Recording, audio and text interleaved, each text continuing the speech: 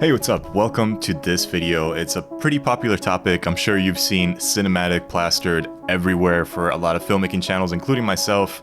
It's definitely a very sought out after look, feeling, vibe. So we're gonna explore 5 different ways, 5 different tricks really that you can do in post. So once the shooting is done, that can really elevate the way that your shot looks and make it more cinematic. What does that mean and how do we do it? That's what we're gonna explore right now.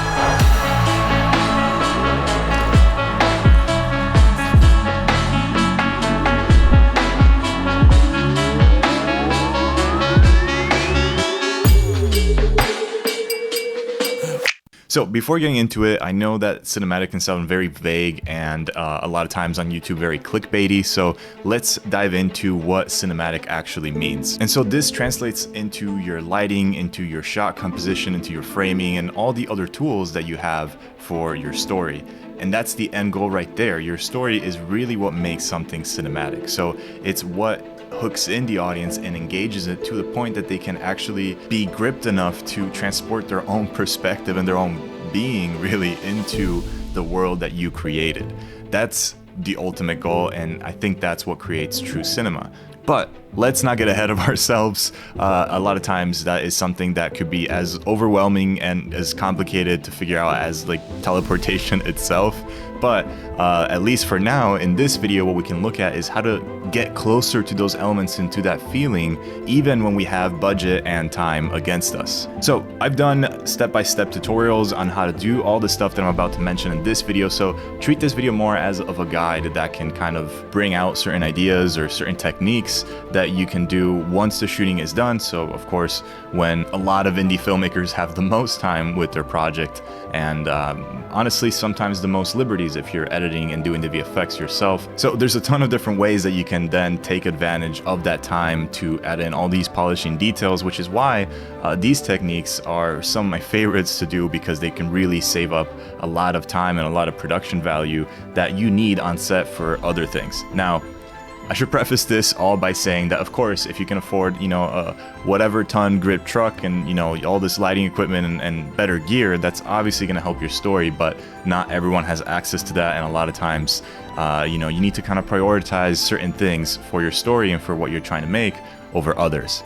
So let's take a look at this scene, for example. Now, what I'd love to have in this shot to make it look like this is have some cranes lifted up to this 3rd floor of this, building in downtown LA, and have HMIs shine in through the window at the right angle so I could get these nice shapes on the walls and everything could look great. I couldn't do that. So what I did is instead I planned for that look to do in post while I was shooting. So I would prioritize the way that I would place my lights in the scene, sometimes even in view of the camera, just to have the priority of getting the right shape, the right atmosphere into the room, and the right lighting onto the subjects, onto our characters. And I did this which is kind of risky, I know, but I did this just because I felt confident enough to know that, okay, if I neglect this back area here, this wall, where there's nothing currently on, I can augment that with some shadows later in post, as if I had, again, those HMIs going through blinds or going through like a cookie cutter shape to give me that interesting look on an otherwise pretty bland wall.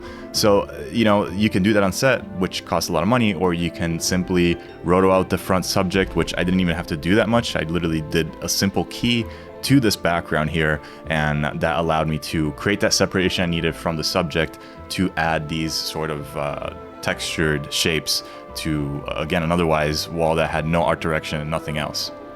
So that is the first trick that I want to introduce here that I've actually covered a few times on this channel with really long tutorials, and that is manipulating light and the shadows in your scene to either redial the attention and repolish the look of your cinematography that way once you have the fully edited sequence and you really, want to bring certain story elements up versus others to you might want to tone them down.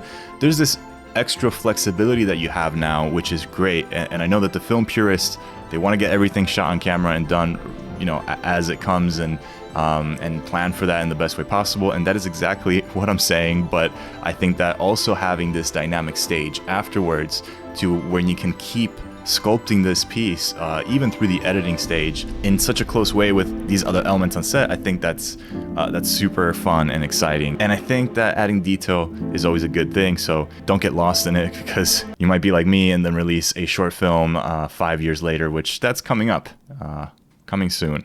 But okay, let's focus here. The point is, you can have certain extra liberties added to when you're shooting to, you know, make things easier or cheaper or more time efficient, knowing that of course you're gonna have to have that exchange of time with the time that you're gonna have to spend in post-production. Nothing's always you know, easier, and there's no shortcuts really. You're just taking less time out of production when you're paying other people other than yourself into, you know, more of your own time that you're gonna have to put in, or maybe a VFX person if you want to have them do these types of polish edits. Okay.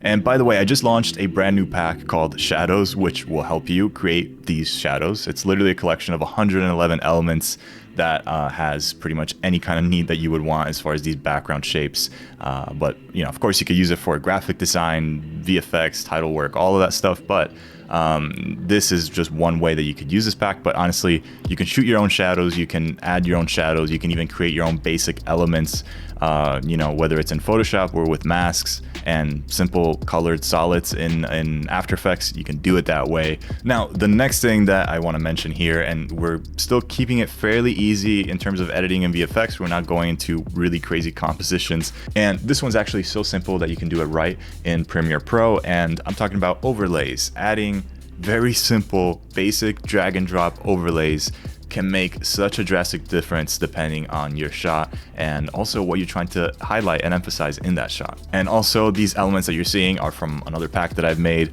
Vintage Light Effects. Check that out if you want to. I'm not gonna spam you with promo, but I'm just letting you know that's what I'm using. But assets like the ones from Vintage Light Effects or assets similar to them are great ways to, again, establish these foreground elements that adds more dimension to your shot when appropriate. Don't overdo them and you know, go all flashy like, but you know, sometimes when you're trying to add that extra flair, that extra sort of maybe even obscure a certain part of your image with a flare because it's not as important as what's going on maybe the left hand side of the frame. There's all these different ways of also reshaping framing and attention with flares and adding another layer of depth, which is of course within your lens. So when used right, it can help tie in shots. It can help also tie in VFX elements to your shots, and can also be great to highlight mood and atmosphere. Now, number 3, I think we're at the third tip, even though we're kind of including a bunch in each one. I hope you're enjoying this, by the way. And if you are and you like content like this, definitely subscribe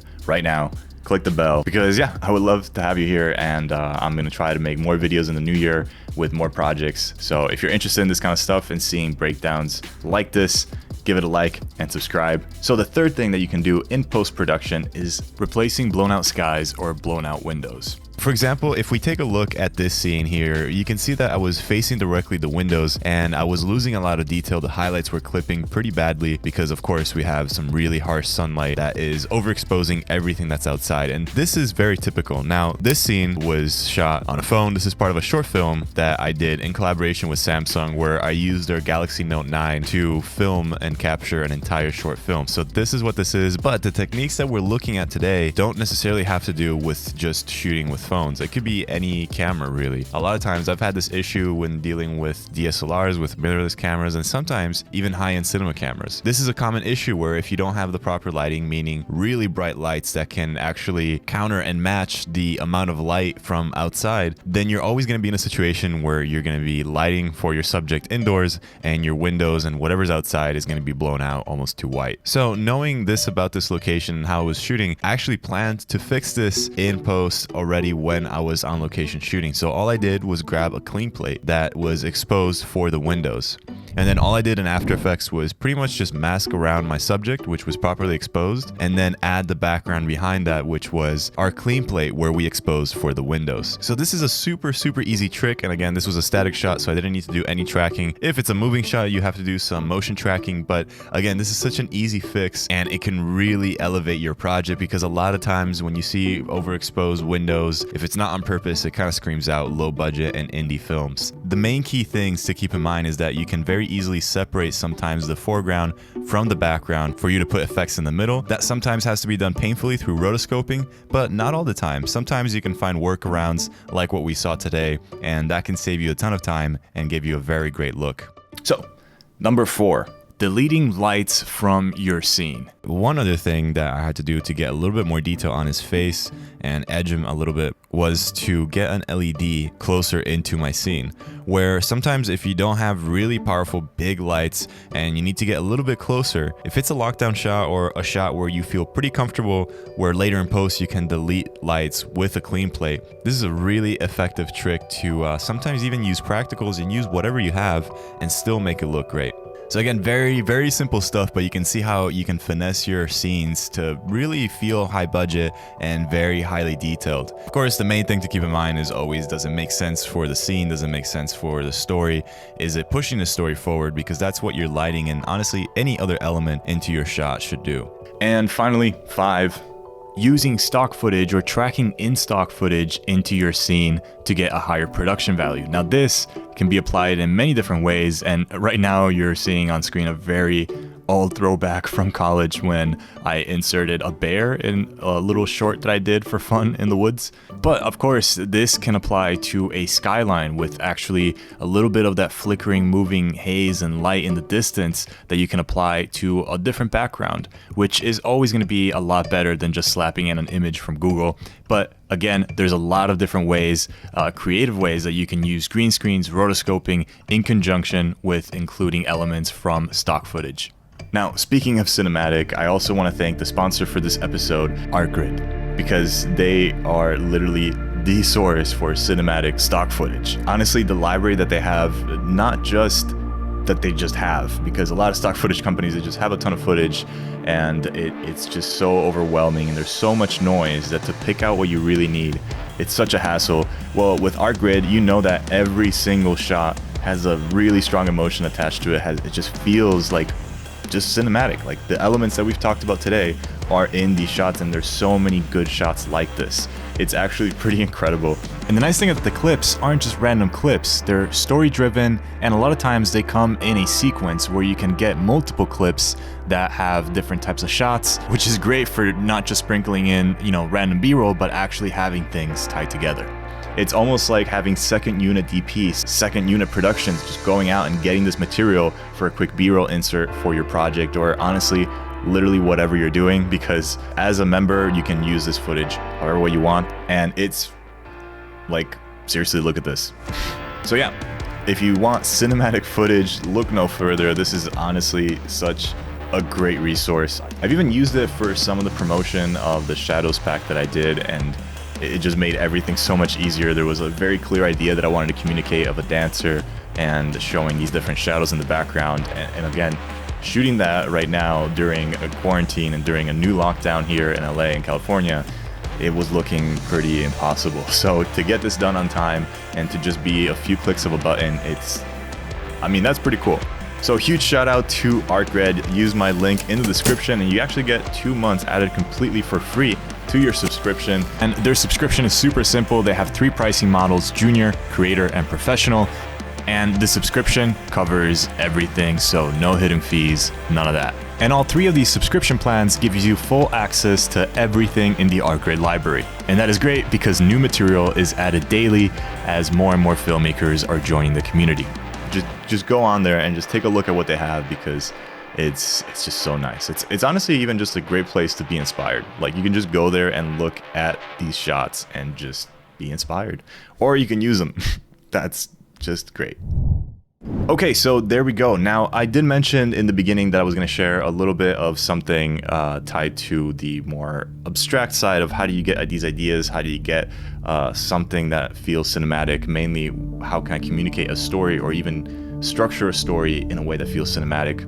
This is, again, where I don't usually talk about this stuff in these filmmaking videos because it's a little bit more abstract, but there's a certain collaborative element that you can do subconsciously to, I don't know what to define it, but the way that you can get ideas and the way that you can get that sort of sense of intuition on what to capture. And it's more of being guided rather than going through a rule book and coming up with ways to sort of apply that. Like sometimes if you have to do that with the tools or to get sort of familiar with a certain way of shooting, there's nothing wrong with that. But I think that there's like a certain drive that you can have, and there's a certain flow that you can achieve just by using more of that collaborative side that leverages something that, to be honest, feels way beyond you, or way beyond what at least you can consciously do. So I know this sounds vague, and I'm definitely not the person to maybe explain this stuff, as it's